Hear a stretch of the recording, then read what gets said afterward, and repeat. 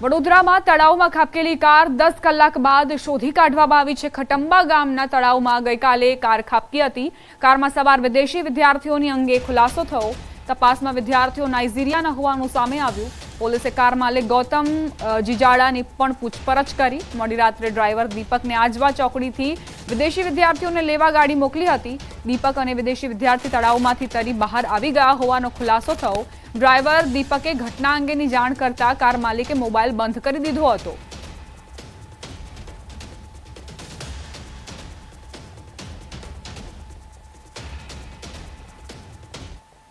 હવે આગળ વાત કરીએ શિવભક્તિની।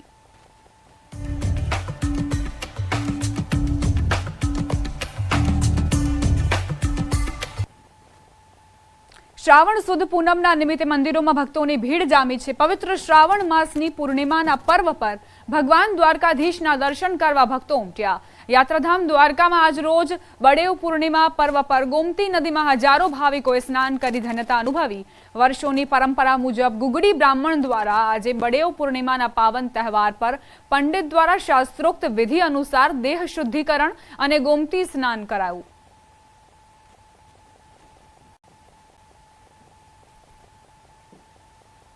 બોટાદના જગ વિખ્યાત સાળંગપુર હનુમાનજી મંદિરમાં ભક્તોએ મોકલેલ રાખડીઓનો કરાયો અદ્ભુત શણગાર। દેશ વિદેશથી મોકલવામાં આવેલી નિત નવીન રાખડીઓ દાદાને અર્પણ કરાઈ હતી। સાથોસાથ સેંકડો પત્રો પણ તેમની સમક્ષ મૂકવામાં આવ્યા। અમેરિકા, યુકે, ઓસ્ટ્રેલિયા, કેનેડા સહિત ભારતભરમાંથી 35,000થી વધુ રાખડીઓ અને પત્રો દાદાને પહોંચાડવામાં આવ્યા હતા। તદુપરાંત હનુમાન દાદાને વિશેષ શણગાર કરવામાં આવ્યો હતો। તો મંદિરના શાસ્ત્રી સ્વામીએ રાખડીઓનો શણગાર કરી તમામ ભક્તો દ્વારા મોકલાયેલ રાખડીઓ અને પત્રો દ્વારા જે ભાવ વ્યક્ત કર્યો અને લાગણી દર્શાવી તે તમામની મનોકામના પૂર્ણ થાય તેવી પ્રાર્થના પણ કરી હતી।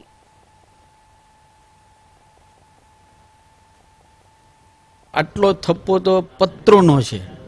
એ બધા જ પત્રો આજે અમે દાદાને અર્પણ કર્યા। દાદાને મેં પ્રાર્થના કરી જાતે બેસીને ત્યાં કે હનુમાન દાદા એક એક જે રાખડી આવી છે એક એક શ્રદ્ધા ભક્તિ અને વિશ્વાસ વાળા ભક્તોએ અર્પણ કરી છે। આ એક એક પત્ર છે એમાં પ્રાર્થના છે। આ બધાની પ્રાર્થના સાંભળજો, વાંચજો અને જેને જેને શ્રદ્ધા અને ભાવથી તમને આ રાખડી અર્પણ કરી છે એ બધાની રક્ષા કરજો, એની હારે રહેજો। આજે શ્રાવણી પૂનમ છે ત્યારે અંબાજીમાં ભક્તોની ભીડ ઉમટી। આજે શ્રાવણની પૂનમ અને રક્ષાબંધન બંને સાથે હોવાથી વહેલી સવારે ભક્તો માતાજીના દર્શને ઉમટી પડ્યા। અંબાજી મંદિરને ફૂલોથી શણગારવામાં આવ્યું। વિશેષ કરીને આજે મોટી સંખ્યામાં બહેનો માતાજીના દર્શને આવતી હોય છે અને બહેનોએ ભાઈઓ માટે મંગલ કામના પણ કરી।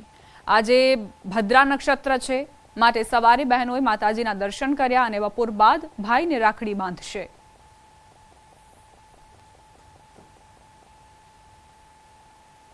તો માં અંબાના દ્વારે તમામ ભક્તો ઉમટી પડ્યા। રક્ષાબંધનનો દિવસ છે, પૂર્ણિમાનો દિવસ છે અને બંનેના સંગમના અદ્ભુત અવસરે ભક્તો ઉમટ્યા છે। બહેનો ખાસ કરીને આવતી હોય છે અને પોતાના ભાઈની લાંબી ઉંમર માટે અને તેના દીર્ઘાયુ માટે પ્રાર્થના કરતી હોય છે। શ્રાવણના ત્રીજા સોમવારે સોમનાથ મહાદેવના દર્શન માટે ભક્તોનું ઘોડાપુર ઉમટ્યું। આજે પૂનમ ઉપરાંત રક્ષાબંધન હોવાથી સોમનાથ દાદાના દર્શન માટે ભક્તોની ભારે ભીડ ઉમટી। પરોઢીએ 4 વાગ્યાથી સોમનાથ મહાદેવના દર્શન માટે મોટી સંખ્યામાં ભક્તોની ભારે ભીડ ઉમટી પડી। હજારો ભક્તો વહેલી સવારથી જ મહાદેવના દર્શન માટે ઉભા રહીને મંદિરમાં હર હર મહાદેવનો જયઘોષ બોલાવતા નજરે પડ્યા।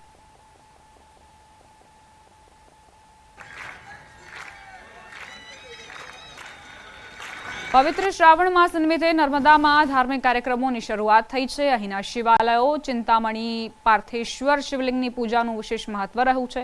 નાંદોદના જીતનગર નંદિકેશ્વર મહાદેવના મંદિરે 1.25 લાખ ચિંતામણી પાર્થેશ્વરના શિવલિંગ બનાવવાનું કાર્ય વેદોક્ત અને મંત્રોક્ત રીતે શરૂ કરાયું। 500 વર્ષ જૂના પૌરાણિક મંદિરે શ્રાવણ માસે પાર્થેશ્વર શિવલિંગની પૂજાનું ધાર્મિક વિશેષ મહત્વ છે અને યજમાનો પોતાની ઈચ્છા પૂર્તિ થતા આ પૂજન કરાવતા હોય છે। જેમાં શિવ ઉપાસક અને કર્મકાંડી બ્રાહ્મણ શુદ્ધ માટીમાંથી નાના નાના શિવલિંગો બનાવીને તેની પૂજા અર્ચના કર્યા પછી એનું વિસર્જન કરે છે। આ વિધિમાં શિવ ભક્તો પાર્થેશ્વર પાસે બેસીને પોતાના સંકલ્પો કરે છે અને મનોવાંછિત ફળ મેળવે છે। પાર્થેશ્વર શિવલિંગનું વિસર્જન માસને અંતે કરવામાં આવે છે અને પાર્થેશ્વર પૂજન કરનાર તેમજ ભક્ત સમુદાય વરઘોડા રૂપે વિસર્જનની ક્રિયામાં જોડાય છે।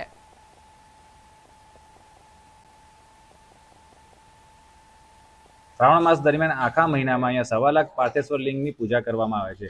દરરોજ 4,500 થી 5,000 લિંગ બનાવવામાં આવે છે.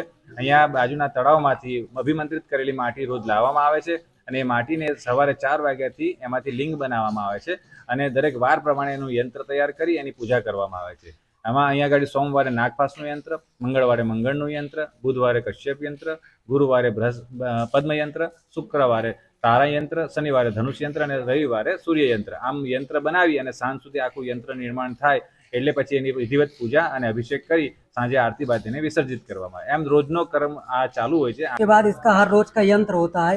यंत्र बना करके फिर शाम को इनकी पूजा होती है, पूरा षोडशोपचार पंचामृत से पूरा स्नान, फिर अभिषेक, फिर पूरी पूजा हो करके फिर शाम को इनकी आरती हो करके फिर भगवान को पूर्ण करते हैं. और यजमान किसी भी भावनाओं से लेकर के ये पूजन अनुष्ठान करवाता है तो उसकी सारी मनोकामनाएं पूर्ण होती है और यजमान कोई भी मनोकामना हो तो उसकी पूर्ण होती है. અહીં આવ્યા પછી જે મગજની શાંતિ મળતી હોય છે ને એ એનું વર્ણન થઈ શકે જ નહીં. એટલે આ વર્ષોથી મારો આવો અનુભવ છે અને અમારી જ્ઞાતિના લોકોનો ખૂબ સારો સહકાર છે. અમે પાર્થેશ્વરના દર્શન કરવા માટે અમારી જ્ઞાતિના તરફથી જ બેસાડવામાં આવે છે. આ વખતે એક જ છે, દર વખતે બે હોય છે, પણ આ વખતે એક જ છે. કોઈ યજમાન ના મળે તો ટ્રસ્ટ તરફથી પાર્થેશ્વરની પૂજા કરવામાં આવતી હોય છે. મહેસાણાના ઊંઝામાં ઉમિયાધામમાં પૂનમ અને રક્ષાબંધનને લઈ ભક્તોની ભારે ભીડ જોવા મળી. સવારથી દૂર દૂરથી ભક્તો માં ઉમિયાના દર્શનાર્થે ઉમટ્યા. માં ઉમિયાના દર્શન માટે ભક્તોની લાંબી કતારો જોવા મળી. માં ઉમિયા કડવા પાટીદારોના કુળદેવી છે.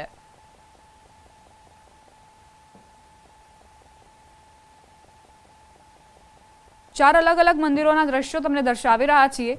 સોમનાથમાં ભગવાન સોમનાથ દાદાને દર્શન માટે મોટી સંખ્યામાં ભીડ ઉમટી. સાળંગપુર હનુમાન દાદાના દર્શન માટે પણ ભક્તો લાખોની સંખ્યામાં આજે પહોંચવાનું આયોજન કરાયું છે.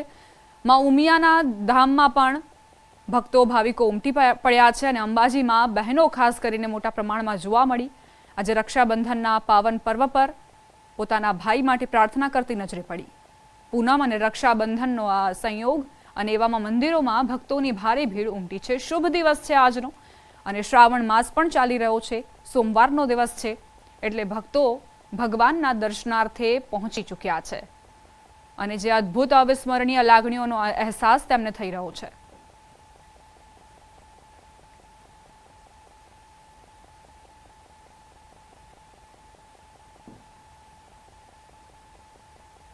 રક્ષાબંધનના પવિત્ર દિવસે પણ રાજકોટ અગ્નિકાંડ કેસમાં ભ્રષ્ટાચારના આરોપમાં પકડાયેલો એમડી સાગઠિયા નથી સુધર્યો.